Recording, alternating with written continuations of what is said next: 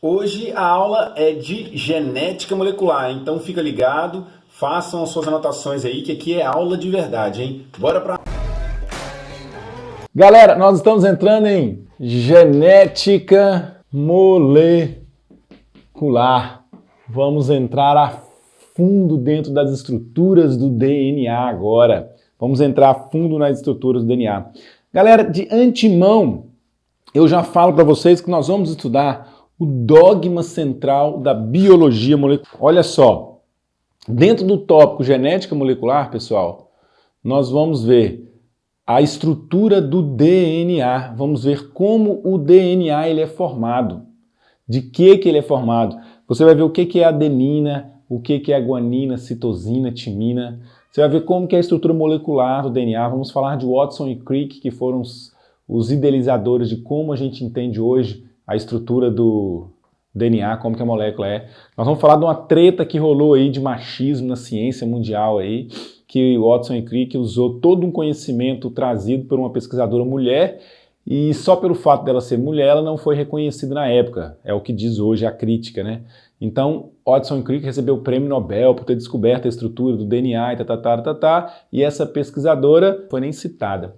Mas antes de entrar nessa treta aí, vamos entender o seguinte. Existe algo chamado, deixa eu pegar um de outra cor, dogma central. Dogma central da biologia molecular. E nós vamos estudar aqui, vamos relembrar, na verdade, o que é o dogma central da biologia molecular. Bom, nós temos no núcleo de nossas células o DNA. O DNA. Para que as células sofram mitose e elas se multipliquem, você foi um dia uma célula só. Quando o espermatozoide fecundou o óvulo, formou-se um núcleo diploide, através da cariogamia, que é a fusão dos núcleos dos dois gametas. Esse núcleo diploide, a célula passou a ser chamada de célula ovo ou zigoto e era uma célula só. Aquilo já era você. Você um dia foi uma célula só. E dentro dessa célula continha todo o seu material genético, todos os seus cromossomos, todos os seus genes, estava tudo lá dentro dessa única célula que você foi um dia. Desde então, o que aconteceu com essas células? Ela veio sofrendo mitose. Mitose. Uma célula virou duas. Mas para que uma célula virasse duas, todo aquele material genético que estava lá, ele teve que ser duplicado. Então a quantidade de material genético primeiro duplicou e aí depois a célula se dividiu. Aí a quantidade de material genético ficou normal. As duas células agora continham todo o seu material genético, todos os seus genes. Isso vem acontecendo até ter você hoje aí com trilhões e trilhões de células, sendo que no núcleo de cada uma delas contém todo o seu material genético, contém todos os seus genes, exceto aquelas células que não têm núcleo, né? Como por exemplo a hemácia, que é anucleada. Bom, mas para que o material genético, mas para que a célula se duplicasse, foi necessário que o material genético se duplicasse. Então, o primeiro dogma central da biologia molecular é a capacidade que o material genético tem de sofrer um processo chamado duplicação, que a gente pode chamar também de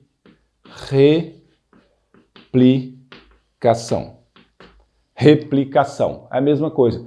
Temos que conhecer como é o processo de duplicação. Opa, tem um fio atravessado aqui nas minhas pernas. Como que é o processo de duplicação? Beleza, beleza, beleza.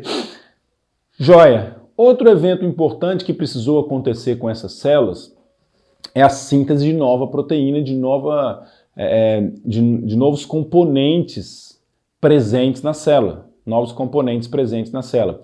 E quem sintetiza esses componentes presentes na célula é o RNA, que é um outro tipo de material genético, que tem uma função enzimática. Então, o que foi necessário acontecer? Foi necessário que o DNA produzisse RNA e que depois esse RNA produzisse as proteínas.